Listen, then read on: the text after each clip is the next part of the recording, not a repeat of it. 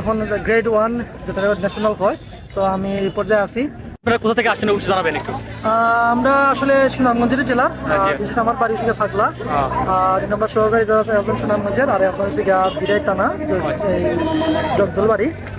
সবচেয়ে বড় বিষয় হচ্ছে গিয়া আলহামদুলিল্লাহ অত বড় একটা টুর্নামেন্ট এবং প্রাকৃতিক পরিবেশে ভিউটা যে কোনো প্লেয়ার হোক বা আমি একজন রেফারি মূলত এইসব মাঠে খেলা পরিচালনা করতে আরো বেশি ইন্সপায়ার্ড হই, এবং মানে খেলা পরিচালনা একটা প্রাকৃতিক যে মনোভাবটা আনি, ন্যাচারালি একটা মানে হট টেম্পার থাকলেও যে কোনো প্লেয়ারে কিন্তু এইটা মাঠ পাইলে মানে স্বর্গরাজ্য মনে করে।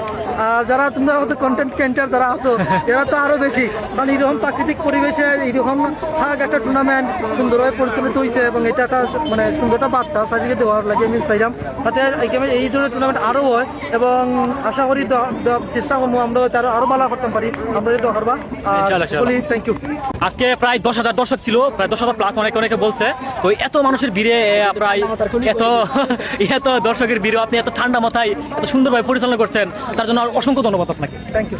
আসলে ঠান্ডা মাথা বলতে মানে অভ্যাস, আর আলহামদুলিল্লাহ আমি প্রায় 10 বছর যাবৎ খেলা পরিচালনা করলাম। আচ্ছা। তো দেশের বিভিন্ন জায়গায় খেলা পরিচালনা করছি, আর আমি এখন গ্রেড 1 যেটা ন্যাশনাল হয়, সো আমি এই পর্যায়ে আছি। আর আলহামদুলিল্লাহ আমাকে দোয়া হবে তোমরা আপনার সবাই। আচ্ছা, আপনার থ্যাংক ইউ। আপনার আইডি নামটা বলেন। আমার নাম শাহিন রহমান, ঠিক আছে? ফেসবুকে শাহিন রহমান সার্চ দিলেই পাইবা। ইনশাআল্লাহ, ঠিক আছে, ধন্যবাদ। Thank you.